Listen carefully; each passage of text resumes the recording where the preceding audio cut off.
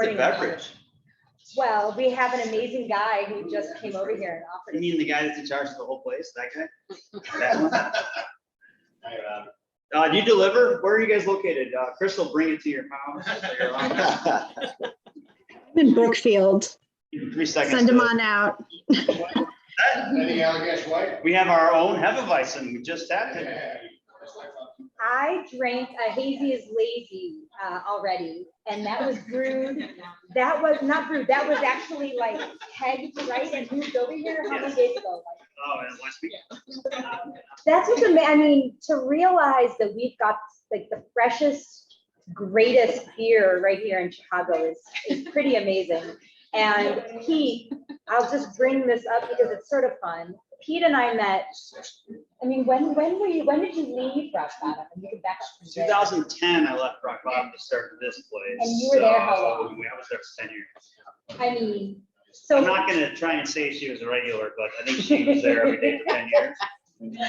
And what's the coolest thing is that I remember around 2000 or so, Pete talking about his dream to open his own brewery. And here we are 10 years into that dream. Yeah, if I had known then what I know now, I would have stayed employed by someone else. Kidding. But that's what's just kind of awesome is the way in which when you just see something that started as an idea and grows into a bigger plan. So with that in mind, some people are still ordering beers, but I'd love for those who are here to quietly listen to Pete. Thanks, guys. Yeah.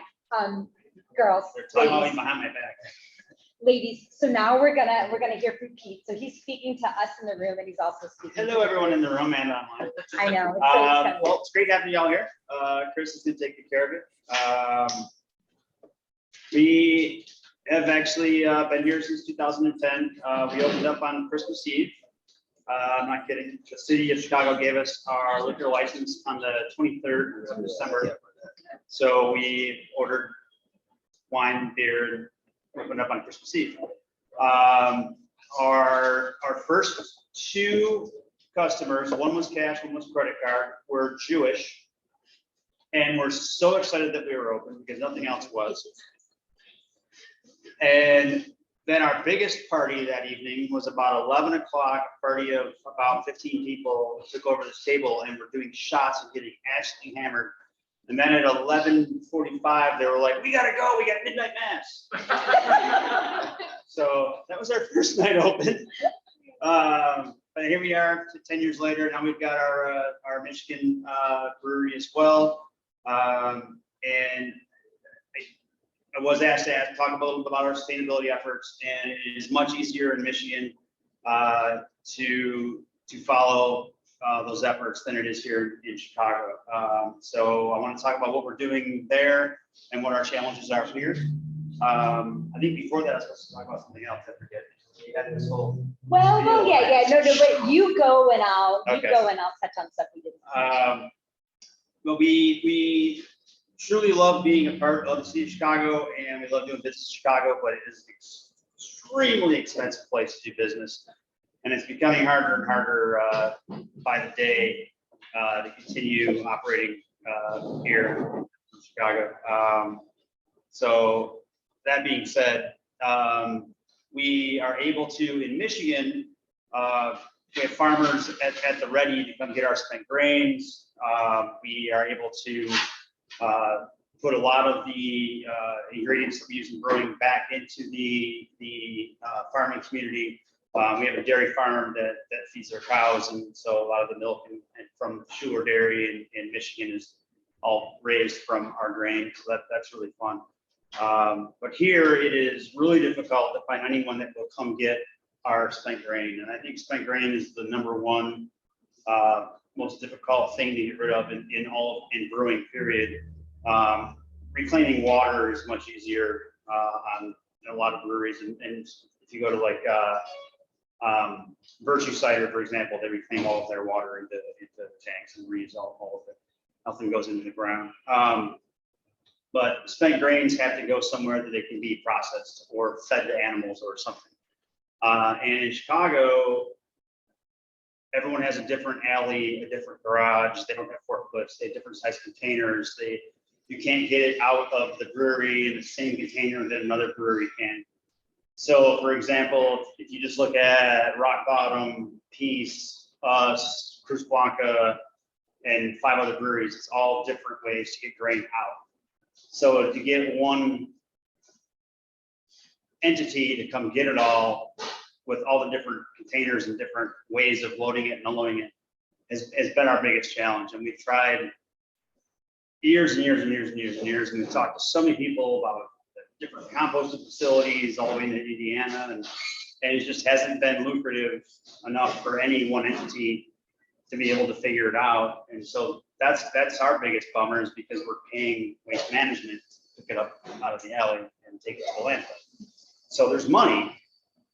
It's just going to take someone to bring all of the people spending the money to get it into a landfill to figure out how to get it to not go to the landfill.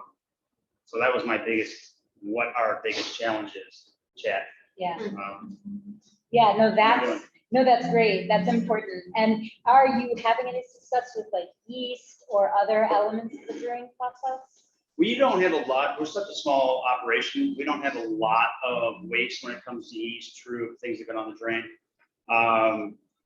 We reuse our yeast as much as possible. So a lot of the yeast that I propagate here, I actually bring to Michigan and we use it through there, and then they reuse it there as often as possible. So there definitely is wastewater in brewing. We don't have any way here to reclaim the wastewater, and what we try and put as little down the drain as possible. But those efforts there's a lot of breweries that are newer that have planned ahead of time to be able to reclaim some of the gray water and reuse that water for the restrooms and things. But that is, you have to really have that vision before you build the brewery. Yeah. What about the canning, the process by which you get the beer out, not only at this location in Michigan, but to the other retail locations and the other on-premise? So it's a 3-tier system in Michigan and in Illinois, which means we have to have a third party handle the product between our brewing facility and the retailer wholesaler.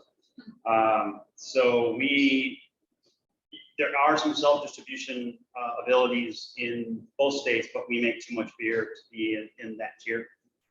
So we are literally paying a third party to pick it up, take it to a warehouse, and then put it on another truck, and then take it to a restaurant, bar, grocery store.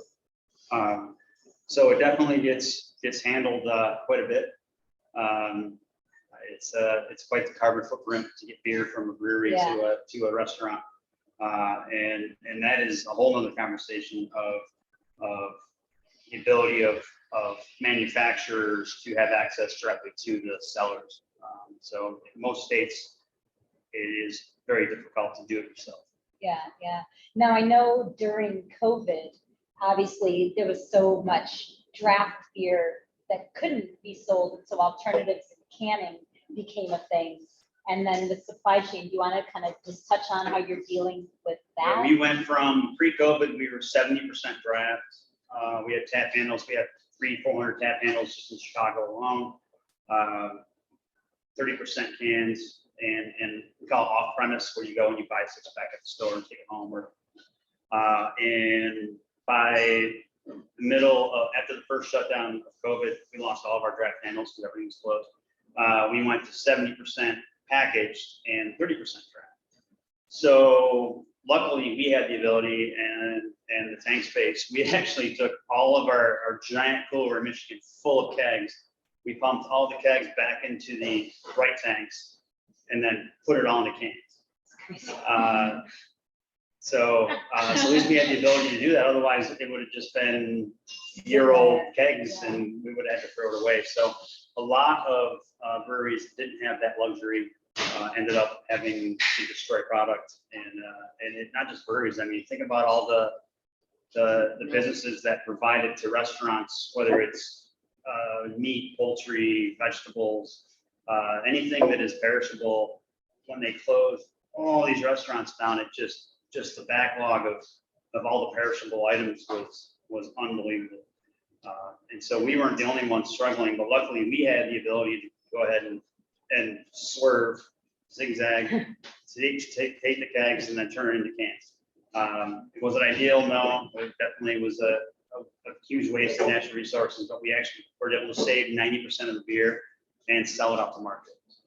I mean, it's so interesting that, that learning and dealing with COVID makes you realize like what steps need to be thought through if there is to be another shutdown like there is, and thinking through the packaging of on-premise versus off-premise, or Julie's mentioned dairy, just like whomever and whatever it is, when we have to think about that abrupt shift. I think it's kind of wild. And for us as a restaurant, one thing that we never would have thought about, and I'm not the only one of many of the local restaurants I've talked to, when it happened, is everything was to go. So our to go packaging and plastic silverware and everything else went up 300% over the previous year.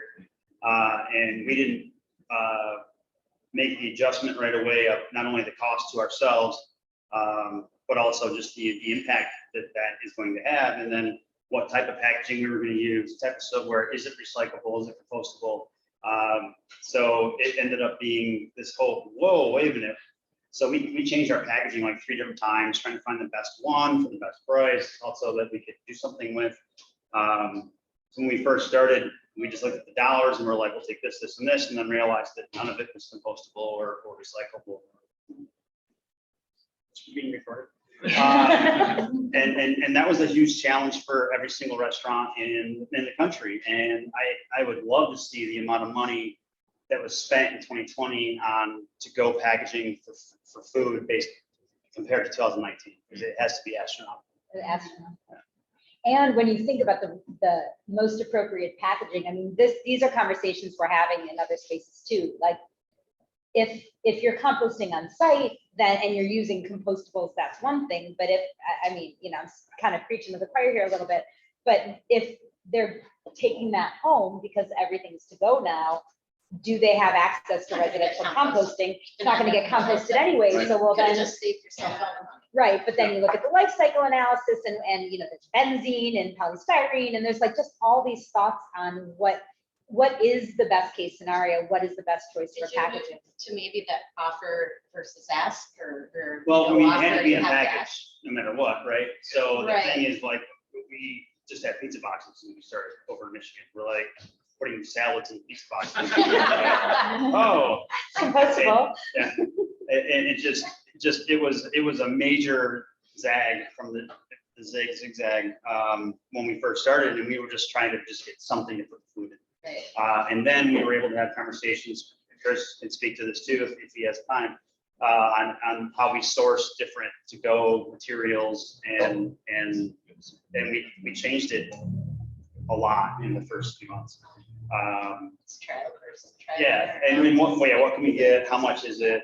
And what's the best thing to use? And what she said, or you, I can't remember, is that a lot of places didn't even have the ability to do anything with it anyway. So we're making decisions based on what we feel is the right decision for the product, but it might go right in the landfill anyway because they don't have a recycling program or a composting program. So there's definitely a lot of different things to think about when it comes to just selling a burger to go. It's like it was something we never thought we'd have to even think about. And the trend, it's definitely less, but we're still way more to go than we were still both sides. Whether it's a 6-pack to go, pizza to go, sandwiches, we're getting a lot more post-COVID, like offices and things ordering food to take back to the office and not eat out still.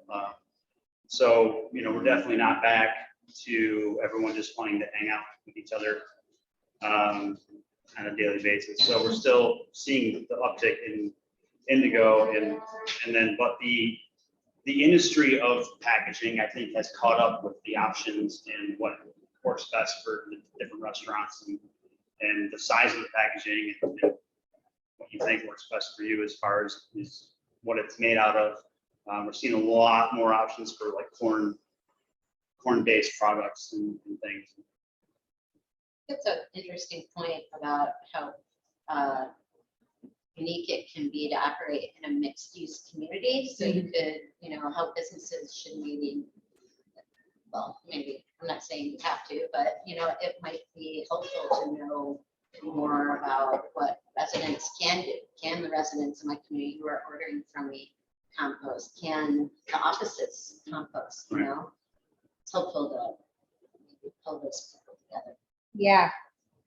And I was surprised, even in my community in Michigan, that my neighbors didn't know that there was a recycling program. That you just have to go to the town hall and get a different color garbage bag. Yeah.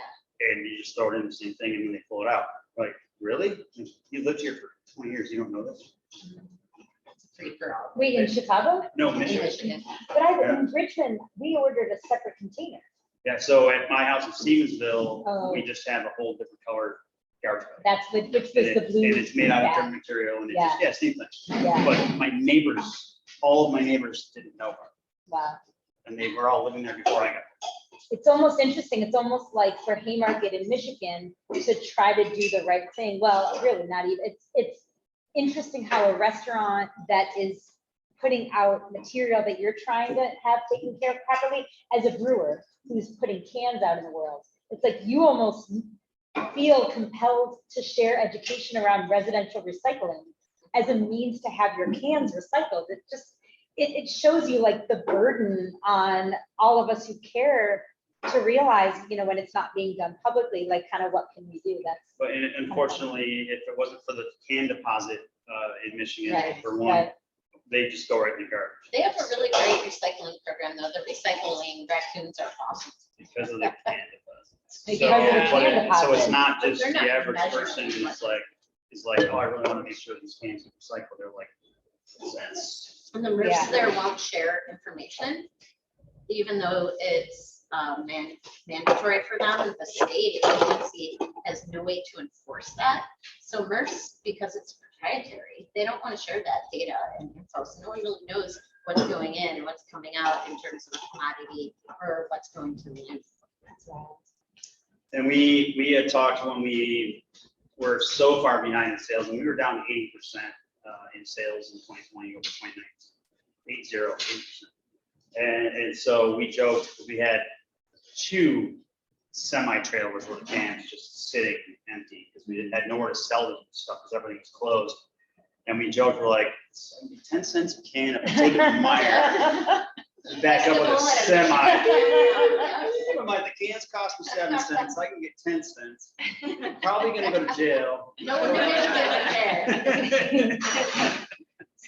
So actually, just like kind of one maybe last thing that John and I, your partner, John and I talked about was canning and the paper labels and not only Ball, but sort of just the supply chain as it relates to, and the hurdles you have to jump through as it relates to being a beer canner. Yeah, I so don't know if you we, want to speak to that. yeah, absolutely. So there's a couple different hurdles there. So the best way that we have figured out how to not have waste is to have our blank cans just have Haymarket on the top. So the same with Blood Orange and the Hazy's Lazy, and we put labels on it. Is it as beautiful as a painted can? No. But when you have a painted can, you can only put that here in that can. And they literally are painted. When they come off the Ball line, I was down there with John at the Ball line, you can literally go like this and you have paint on your finger. It's pretty cool. So we ended up, because we couldn't get cans for about 6 to 8 months. So we labeled over painted cans, a lot of different ones. Our Oscar's Pardon, our Defender Stout cans, our Matthias cans. We were just putting whatever label was close enough in color. We're just throwing it over there. And majority of the consumers didn't say anything negative. They noticed, but they didn't say anything negative. But we did get some like, can't believe you're using an old can. It's like, it's not an old can, it's just a different can. Pass the cost on to you. I gotta use something because we can't put beer in nothing. But we ended up utilizing hundreds of thousands of cans that we couldn't put the correct product in by just putting a label over it. And it's a little more expensive per can, but we're able to utilize all the aluminum. That's like a waste prevention piece. I know I asked Natalie, I asked Joy from LRS, and I won't put you on the spot, but you know, a lot of, well, I just pointed at her, but a lot of people were asking, you know, do these cans get recycled as readily? And fortunate to hear that the optical sorters, you know, there's eddy currents in optical sorters. And I think some of us who kind of know enough to be dangerous are like, well, how is the sorter going to know that that's aluminum? That's not an issue because it's eddy current and it's magnetic. But the question is the end product diminished in value because there's this label and adhesive? And I didn't get a chance to reach out to Paul before this. No, meeting. there's a, and I can't speak to this on our own labels. I would have to ask the manufacturer, but there's a lot of labels that make the can not recyclable. So Yeah. that's a great question. So what's the Do you want to label come on? maker? I'm so sorry, you have to Paper. come over here It's- because of the It's mic. paper, but it's the adhesive that's the problem. Yeah, yeah, that's what, okay.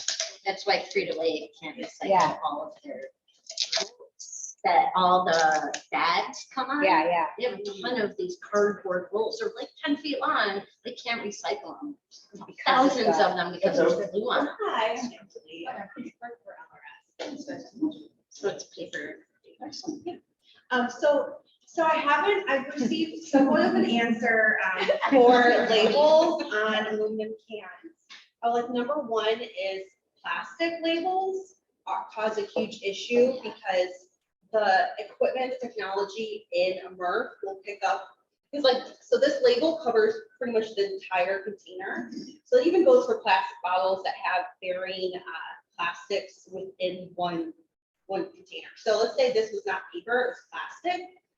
There's a high potential that our technology would pick up the plastic and not the aluminum. Okay. So then it creates this, matrix of materials that are not going to the right place. So the shrink wrap cans are made because that's a shrink wrap plastic over aluminum. Correct.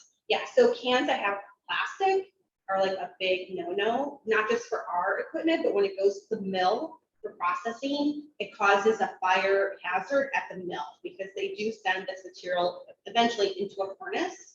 So if there's plastic on an aluminum can, that's a fire hazard at the mill. I'm not sure about the paper or this specifically, but I can always find out for you. We're interested. I think some wanna of us know. are interested. Yeah, because I mean, my craft beer friends That's our next field trip. to the mill To to the see mill. the fire. To the mill, yeah. I can't take this back to the store for my 10 cents for a barcode, but is it more recyclable if I take the label? Because the label comes right out. Yeah, and the mills in the industry, they do have their own sorting processes and washing. So I'm not sure how a paper adhesive would wash off of the material. You could see how easy, like this Yeah, one, there's, Yeah, look at that. Really easily. but, so fun. My beer's getting so warm. I know, I just was touching your beer. So it's just interesting, the things you don't think about, is our the recyclability of the product, but when this one shift happens, how does that influence the other pieces and down the supply chain to the end product? So, I think as far as like the recycling and repurposing of spent grain, I think we covered those things. I think the last thing I'd love for you to share about before we let you go back to your work is the Black-owned brewers residency. Yeah, so this is, I was hoping Mike would be back from Michigan by now, but this was his brainchild. But what we did for Black History Month was we reached out to the Black-owned breweries that we knew of in Illinois to see if we could partner with them to utilize our location as a downtown business with high foot traffic and utilize our back bar to promote their brands and promote awareness for their breweries and for whatever else that they wanted to speak to. And we had all kinds of events. It was really, really cool, fun. But the way we got into that is since 2019, we have been working with this guy, Jay Westbrook, who came to us, and he was a bartender at ECA Lounge up in Wrigley. So we knew him before the conversation started. He said, getting access to the brewing industry as a Black person is very difficult. And I've run into a lot of challenges. Doors aren't necessarily being thrown open when I talk to different breweries, and we said, well, what do you want to do? And Jay said, well, I would like to start by making a beer that means something to me and getting it out there. And so this is back in 2018, 2019. And we said, okay, so the first beer he wanted to make was Harold's 83. And it's a honey ale, locally sourced honey. And so it's for Harold Washington, the first Black mayor of Chicago, and also Harold's Chicken. And 83 happens to be the year that I believe he was mayor, Harold Washington. And also it's a number of a certain Harold's Chicken. There's a Harold's Chicken number 83. And there's only one or two Harold's Chickens that actually have a liquor license. They can sell the beer. So there was this whole cool interconnected beginning. And we just started doing some research, and it turns out the number of liquor licenses and liquor licenses, brewing licenses, any in this whole industry, whether it's a liquor store or even a bar or a brewery, the number that are held by Black business owners is tiny. So the access to the industry as a whole from every angle is extremely limited. And so that's when we came up with the idea of, okay, so this one beer isn't enough. So let's make some more beers. We brought in Sam, who now, because he worked here, not necessarily because he worked here, but he now is a shift brewer at Goose Island. So he has become from not in the industry at all to actually that's his job. Jay has come up with 3 other beers since then. We've been working with a lot of cool aspects from everything from Major League Baseball to the NHL that have picked up stories of his beers and his programs, and it's given not only Sam and Jay, and then also the other brewers that came into the residency, a lot of notoriety. The amount of TV interviews that were requested for our Black residency for Black History Month was unbelievable. It was great. And kudos to Mike, wish he was here to hear this. They asked me and Mike for interviews, and we declined all of them. We said, no, you need to interview Morris Brewing, you need to interview Black Horizon, you need to interview Funky Town. You don't need to interview us. So we didn't do any interviews. I think Mike did one. Because it wasn't about us, and that's not why we did it. And one of the fun things I get, because I've been in the brewing industry for a long time, and I understand this, is that how many of these breweries were like, we don't have enough beer. We're out of beer. We gotta make more beer. Like, excellent. Yes, good So it worked. So I don't know what else you want to know. Yeah, no, I mean, I just want to say that, from hearing you sort of dream up like the kind of beer you're going to make when you make your own beer, which you did even at Rock Bottom, but this is what I'm going to do when I make my own brewery, to like, this is the way I support and bring forth, things that I think are important and valuable, and just to see it come about in ways like this is exciting. The best part of it is when you don't expect anything back. We're not doing it for a return. 100%. We're doing it because it makes us feel good, and we have the location and the ability to utilize that for someone that doesn't have that location and that much foot traffic and that much more revenue. So that was a no-brainer. That was super easy. The newest beer that we've done is a common ale. It's basically a California common. It's considered a steam. I can get into beer styles all day long, but the reason why we chose this beer is, and this is now our 3rd batch, and we're actually going to put it on tap next week. This was between Sam, Jay, and actually a collaboration with all of the breweries that were here for the residency. The Chicago Common as it's known, is the brick made from the clay of the riverbanks in Chicago. And I didn't realize, like, Cream City, is that Milwaukee, Cream City, I think?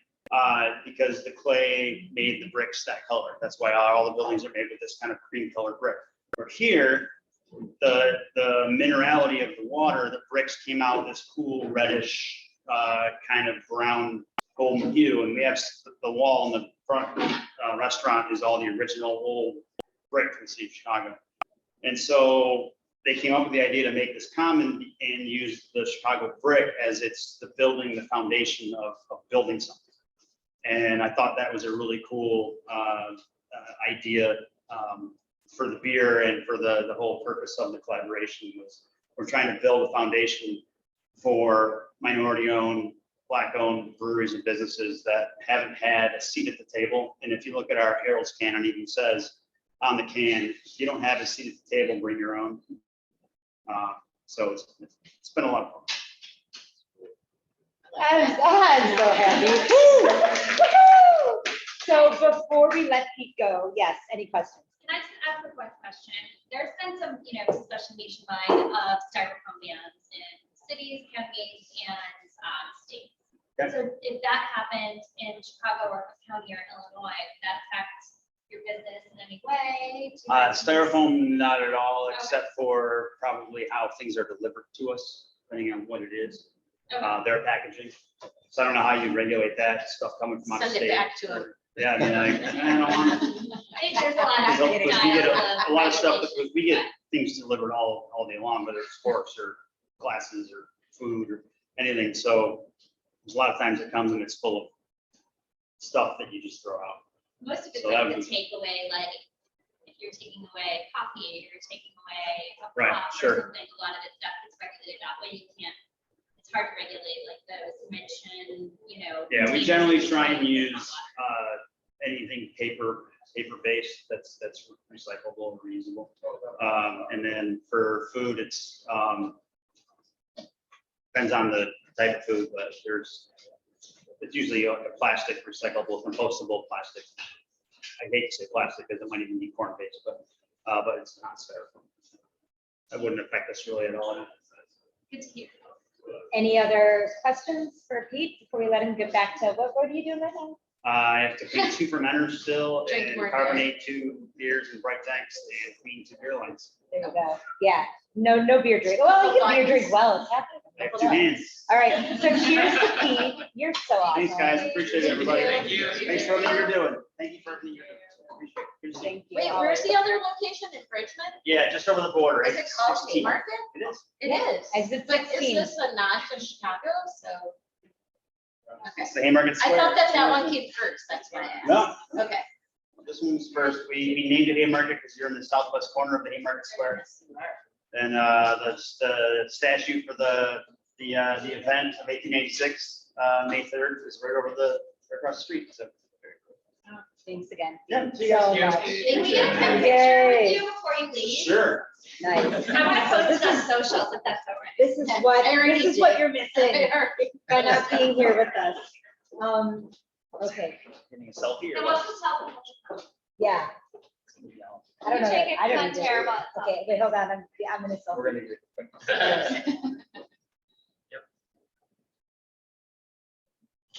Thank you. Woohoo! Cheers. Thank you. Cheers. Thank you. you. Great seeing you. Always. Cheers. Thank you. Thanks, All right. everybody. So we're gonna move ahead next to Brendan, who's going to speak about what we shared in the links in the meeting reminder, which is about the new leadership structure that's being proposed for CSTF with the goal of just activating things faster.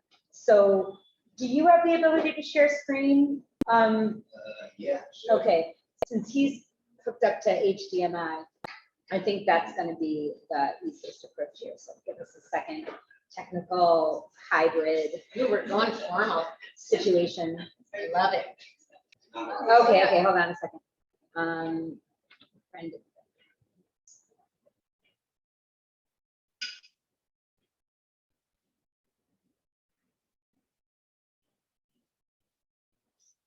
All right, so we're moving to, so you know, those in the building can now see on 4 different screens what you're seeing here in front of you.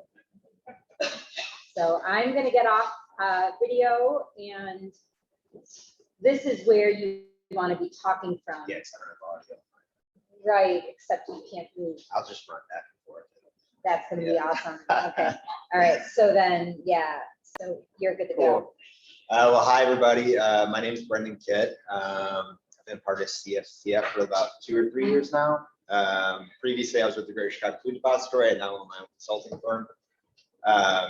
About 2 months ago or 3 months ago, I reached out to Steph because I had a little bit of extra time, and I had heard her make some subtle remarks that she was a little bit overwhelmed with the amount of work going on, putting on these events.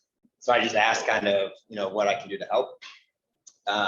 And after talking with her a while, I realized there is a lot of shit that has to happen for these events to take place. So after the last meeting, Steph and I kind of sat down and kind of discussed all of the responsibilities and things that have to happen for these events to take place each month. And we wanted to draft out some more kind of leadership roles to kind of split up the responsibilities so that not everything's kind of landing on Steph every single month. We also, I think the group continues to grow every single month. We get new participants. So as the group grows and we want to do more things, we just need more help in terms of the amount of people that are participating and helping us grow both the mission and the value that we have for the members. So we're really excited. We drafted out all the responsibilities. We tried to split them up into things that make sense. So that the tasks were actually manageable on a monthly basis for people that want to participate in a leadership role in the group, while not taking up too much time. So we're really excited about it. So we have, I think, 7 leadership positions that we're going to propose. Each of them has their own kind of unique responsibilities within the group. A few of the kind of core responsibilities that fit in, we're going to ask that the people that are on the leadership team that they be adamant about attending the bi-monthly meetings that we have as a group. We're also going to have in those interim months leadership team meetings where we kind of discuss what's going on and plan for the events the next month. And then, obviously, everybody has different schedules, but, we want to at least have you commit to at least 5 of the CSTF meetings per year. Yeah, cool. And I mean, the thing is, I'm staying off camera, but it's not as much what it wasn't being done, but what could be done. Because it's just, totally admittedly, especially now that I have almost a 5-year-old, like, it's just like whatever I get around to. Just to be blunt and embarrassingly blunt about it, it's like whatever I can do.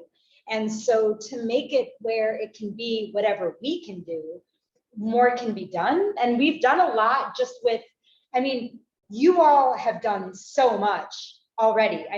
Every single one of you I'm looking at have contributed and been involved. And it's just a question of like, what more? And It's so really good experience too. Yeah. Again, no one's gonna fire you. That too. You're all doing it together. no one will be fired. Well, unless, no, I'm just kidding. Okay, yeah, so that's all. Sure. Yeah, I think that's a great point, Julie. Like, we wanted to formalize some of these roles and also give them exciting titles. So, it's a leadership opportunity for you. It's a way, you can put something on your resume for something that you're doing. So we wanted to make them exciting, something that people are excited about participating in. So we have 2 kind of head leadership positions. You'd have the president who's responsible for leadership, vision, growth and innovation, also managing everything that's going on. In my mind, that's Steph. If anybody wants to do a power grab against her. Wait, Go for I it. have a question before we move forward. Is this gonna be a fee-based membership organization? We or are not talking about, No. That helps. That's a yeah, difference for yeah, me. no. For me, at least, as a public employee. Sure, Got it, yeah. okay. Yeah, we're not formalizing anything about the organization at this point. I think in our minds, though, we want to have some sort of leadership position. So if we ever do get to that point where we do want to make some sort of formal Yeah, structure out of the group, there's at least some sort of bureaucracy in it. But we also, yeah. But we do know that, we have people from the public sector here and things like that. So, we want to keep mindful and keep open so that everybody still feels like they participate. So yeah, so you have the president. We also want to have a vice president that assists the president in all the CSTF missions, and then they would lead all the operational activities that happen to make these meetings take place. So with that, you would have a few other kind of director positions that would have responsibilities. So the membership engagement director, they'd be responsible for building relationships with everybody in the group, making sure people feel connected, especially new members that are coming in. A big task is to make sure that we're maintaining the membership list. So people that are actively participating, knowing who's part of what organizations, what titles that they hold. And then also managing the new member application. So when new members, want to apply, both giving out information and managing that process. The administrative director, there's a lot of emails and communications that need to go out within the group. They'd be responsible for that. Also attendance records, knowing who's showing up to the meeting so we can keep track of that as well. And then keeping notes and minutes during the meetings. And then assisting with any kind of other administrative tasks that might come up throughout the year. The communications director, they'd be responsible for all of our kind of social media, the website. We've talked a lot about sharing like member success stories within the group. Obviously, all those things take time and getting to know people. So that person would be really responsible for uplifting the message of what we're doing here and portraying it in a way that's helpful and can help us build the group as well. The development director, they'd be responsible for kind of thinking about the growth of the membership base. So, I think a question that comes up almost every time we meet is, who's not at the table right now that needs to be. So this person would kind of be responsible for thinking about that, like what other sustainable positions, both in the private and public sector in Chicago, should be here. How do we get more membership engagement? And then also, to Julie's point, if we ever want to think about grants or funding opportunities, this person would be responsible for, considering things that might fit within the purview of our operation.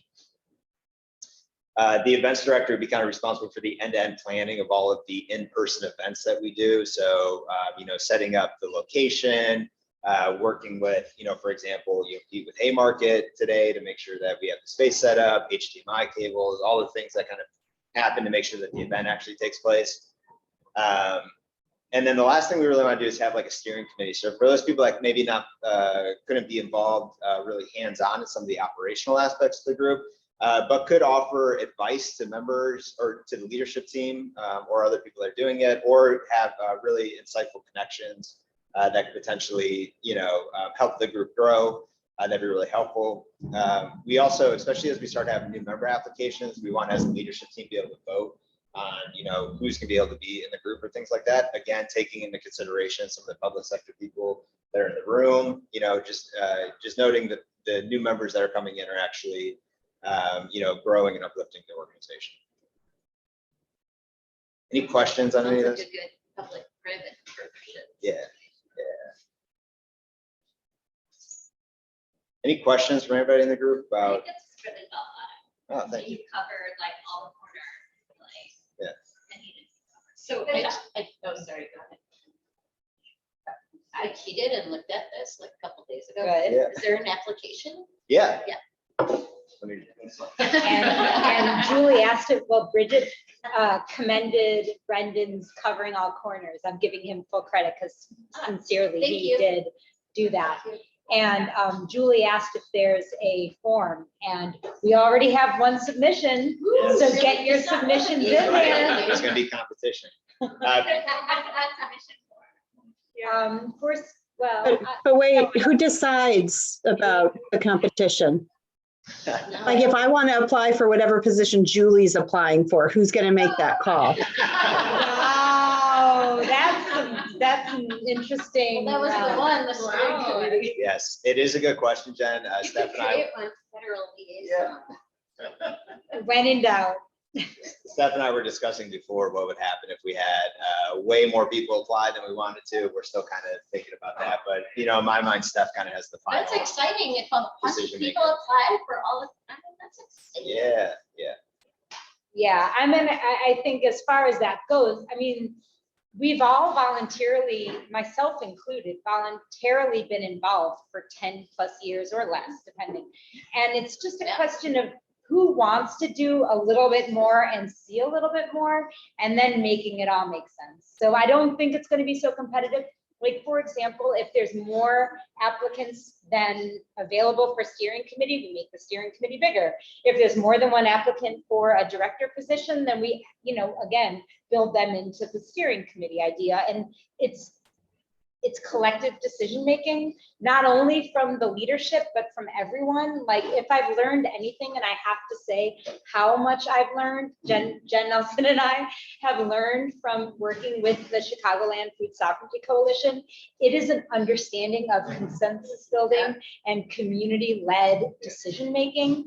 I feel like a new person from from 2 years ago till today, with really hopefully being slightly better at understanding how we work together and like really hear and respond, to everyone's ideas and make it not, for sure, not my idea, for sure, everyone's idea as much as we can. And so that's, I think, what everyone wants to keep in mind. I love to see how much that's grown out of one grant to the Department of Environment. Thank you. Oh, seriously. I mean, what Julie's shouting out to you right now, Erin, I'm staring at you as you finish your beer. Thank you, Erin. If the Department of Environment didn't exist ever back in history, this might not be here, because when Julie was at Region 5, which she still is, and when Erin was at Department of Environment, which no longer exists, sorry, Mayor Lightfoot, remember what you promised? So since we still don't have a Department of Environment, we haven't really been like this, I'm saying this with my hands, like this has not existed via the city. We've done it on our own, It sort wouldn't of have like existed without you, so. without you, without Erin, without all of you, without Brendan getting us like to where we are right now. Bridget, like, you're bringing such an intriguing sort of connection with the county, like everyone here. MWRD, Dean, nice seeing you, glad you're here. So just, it's all about all of us. And I mean, I sincerely mean to stay in the background. Like, if I'm elected president, I promise to, I have not applied yet, but if I do, then I honestly, like, the whole goal is to be like as little as possible, so everyone else is as much as possible. Like, anyway, so go ahead, Brendan. No, it's great. Yeah, and if you want to apply, we have more written out of the descriptions in a Google Doc. Everybody can check out. There's a link there. That QR code will take you to the application form. It's very simple, just your name, email, what title you're positioned in, and kind of what makes you uniquely qualified for it. So yeah, very excited about this. I have a question. So looking at the application form, you are asking people to pick one position that they're interested in. It might be worth including a question for any additional comments in case anyone would be willing to work in. Yeah, that's a good point. I think maybe I can probably change it so you can First, select second multiple. choice or something. Yeah. Third, Yeah. Great point, Jen. Thank Yeah, you. thanks, Jen. president. Power grab. Any other like open discussion, please? And then I apologize in advance that you all might not, everyone online might not be able to hear everyone in the room, but I don't want that to deter from the conversation. So We can actually hear pretty well, at least I can. Yes, yeah. Brendan just needs to keep talking loudly, then we're good. okay. Good? Yeah, Awesome. yeah, okay. Well, then And that's. then you can reach out to Steph Rye. You guys have Yeah. any specific questions about the roles or anything like that? We help you too. Okay, hold on. I just see there's some chat here. Let me make sure. Oh, thank you, Cullen, for mentioning she can hear well. Linda from GCFD asked, will there also be a general member application non-leadership team? Interesting question. And I think don't you have a? I thought that was member on there. form? Yeah, there's already registration, and I'm just gonna come right out and say it. Y'all haven't been real good about registering for being members over the last 5 to 10 years that that's existed. April who used to work for Bright Beach, she's now at the U of I Extension. She really like sort of did the legwork on administratively having a Dropbox. When you all registered, then we had you in there, and then you had access to shared documents. There's like preferences around Dropbox versus Google, and I think that's something we could clean up with assistance from the directors and steering committee, but and me adding more storage, like paying for storage. I mean, like honestly, and I'm very happy to do it, but I've paid like, you know, nominally for us to have a website and little things. No, I don't mind. It's little things, but honestly, like Dropbox and things like that, like they sometimes, that's like what sticks you over the edge to needing more storage and things.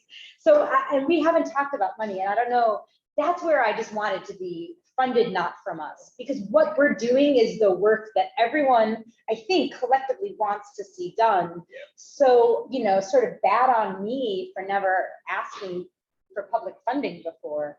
You know, as a for-profit entity, though I act like a nonprofit, if you look at my statements, like the point is that we, you know, the goal is to figure out how to just make this work well.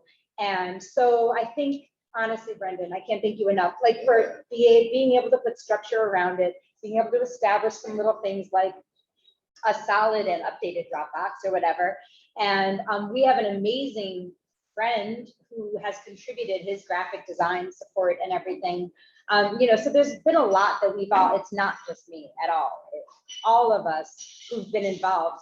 I mean, Cindy, you were like at the first that I attended, Chicago Stadium Recycling Task Force meeting, you know? And well, first or second, whatever the one that I attended. I mean, it's like the grant from Julie, so walking out of Soldier Field, Aaron, I remember like us all chatting like in the parking lot. Like that was like that was memorable. And then McCormick Place where I met you and was like, all right, UIC Pavilion, damn it, has to recycle more. And you're like, not me. Talk to Bill, and 10 years later, we're still trying to make that happen. But the point is that it's been a lot of people, not just me. So that was my point. So yeah, so I think that like that ends our presentation of the meeting. Wait, is there a deadline for these applications or what? I mean, by our next. Yes, Aaron, what's our deadline? Not our next meeting, but the one after maybe. Give people some time to think and. July look at is, so the their meeting, I'm schedules. just messing with you, but the meeting in July tends to be our most casual. So Yeah. maybe it's just after that July meeting, so that's sort of like the last chance to discuss and see who's responded.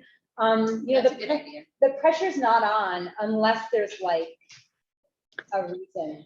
I can't believe you don't want it before the July meeting so you can relax and celebrate in July, knowing it's not all on you anymore, Steph. Gestures, Jen, are saying you're right. She's like, duh, is basically. Because also this is highlighting that like you have been doing all these jobs. Yeah. Like the one job that you are doing is actually 6 jobs. Let's just string it along. So, like, if you want to, yeah. Yeah, I mean, what I'm doing could be so much more, so that's the thing. Do you Like, have July plans already? no, This is what I'm saying. So maybe, I don't know, just Good saying, point, maybe good we bring point, good people on before then. I yeah, don't know. yeah, no, I like the way you're thinking. Just July 21st is the next meeting that we have scheduled, because as you know, every other month, okay, I have an idea. Every other month is when we meet, and we meet, as you all know, on the third Thursday of each month. So I'm just looking at the calendar right now. I'm at the Green Sports Alliance, need interim events director to be appointed today. That was what Jen Nelson said in the chat. That's hilarious. I was going to suggest that June 23rd, which would be the every other month cadence, be a meeting and a deadline potentially, so that July is a bit more structured. So I think that's a great idea. I'll be, you know, I'm happy to share this. It's like kind of, well, go ahead, Cindy. I just was wondering how if you have more than one person applying for something, Great point, great point. So Cindy from UIC, who's leaving her position, and there are many opportunities, well, not many, at least one opportunity. There's two amazing job opportunities at University of Illinois at Chicago right now. Cindy has been the, is it deputy? No, assistant chancellor of vice chancellor of sustainability for how many years? 14 years. Wow. And you're just an amazing human being. So, you know, surviving. Right. So anyone interested in this job opportunity should email me or Cindy, obviously, but I'll direct it to Cindy. And beyond that, Cindy's question was, oh, I already forgot. Oh yeah, how do you decide if there's more than one person? And I think it's totally a collective decision, and anyone interested, I hope, will be involved in leadership in some way. So are everyone's applications going to be public to all of us? How will that work? I don't know, we haven't really, I mean, full disclosure, we haven't really gotten there yet. I mean, because because it's not our thing. It's not my thing, it's not Brendan, it's not art, it's like our thing. I think YouTube created the circus, you gotta figure out who goes. Yeah. Okay, so yes, we'll happily do that. We'll happily do that and bring any We'll see if it's a problem first before we. There you go. Yeah. We want that problem. Yeah. We want more of you to, oh wow, it looks like Jen Nelson, Cindy, did not realize that you were leaving your position. At what month? September 30th is Cindy's last day at UIC. Then she's a full-time grandma and traveler and volunteer and daughter and everything else that you are. When's the next meeting? Next meeting is July 21st is our next meeting. So, and then potentially there being, if we did every other, would be June 23rd. Again, it's during the Green Sports Alliance Summit I'm going to mention, but I'm sure we can figure something out. I wonder if there's the opportunity just for us to be not thinking of it. I know I like to put things in a really competitive manner, and I led the conversation that way, but it seems like we've all been doing this work collectively, and being able to see who's interested and have an open discussion about what makes sense, and do that as a group. Doesn't seem like that would be too hard for us to do. I agree. Yeah.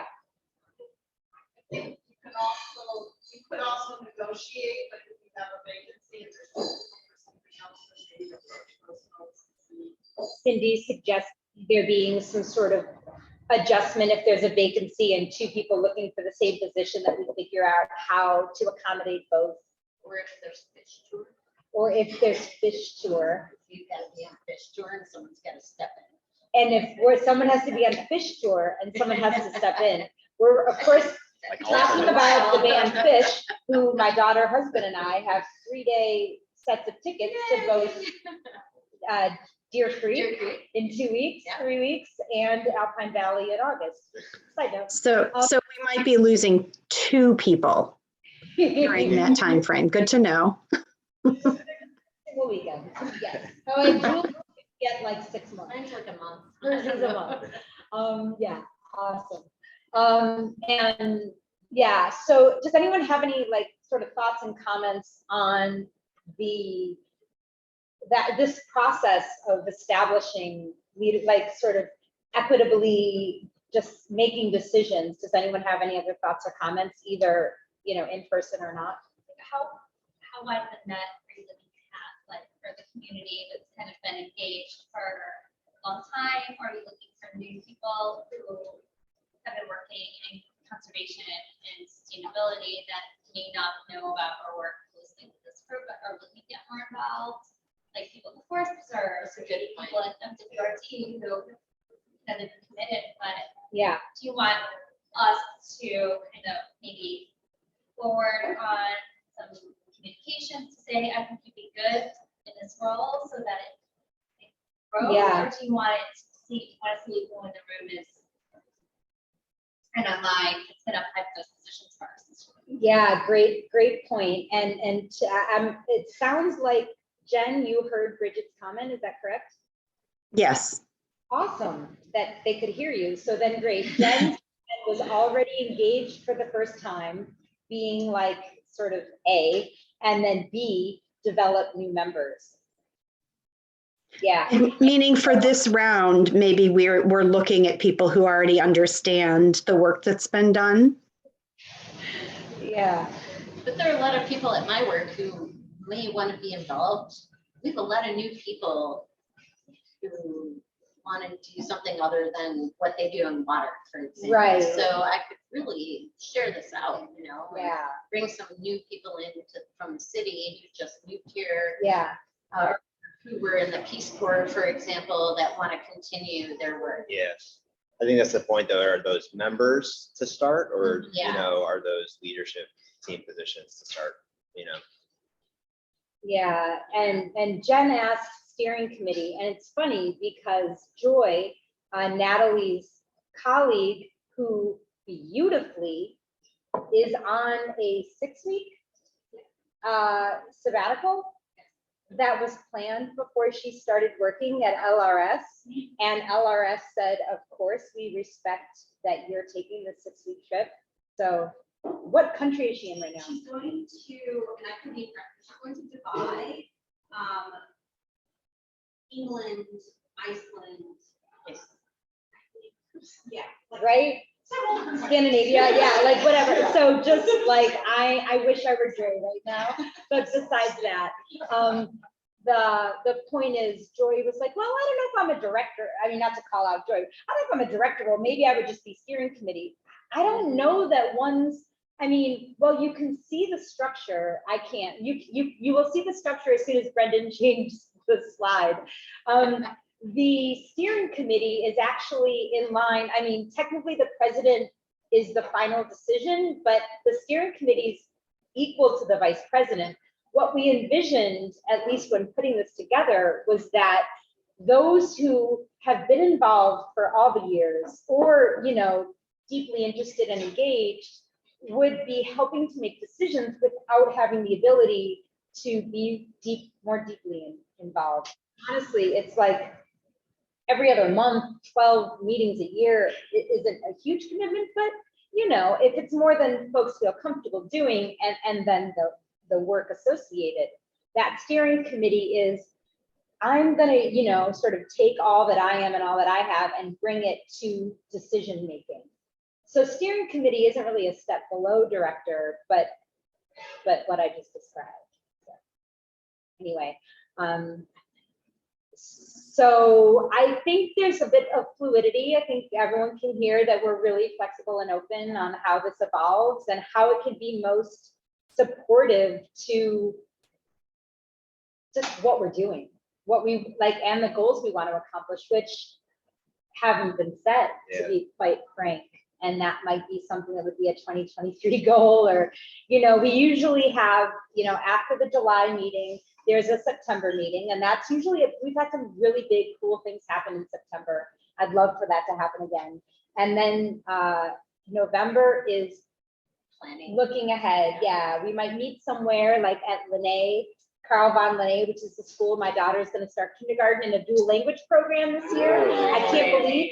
Do you know how inspired I was by learning about Carl von Linné? You know, not only when I volunteered with 7 Generations Ahead when they launched composting there, but when we all went and we were just so amazed by the teachers and the art teacher who also has bees on the roof, like all that inspired me. And I'm still in the neighborhood and I'm sending my daughter there. It's like, I told you.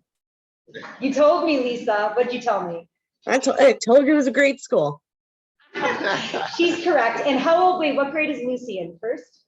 Second, she'll be in 3rd next year. Okay, will you tell people before my computer runs out of juice, what Lucy's, this is all an aside, but what Lucy's project was? Just, you know what I'm talking about.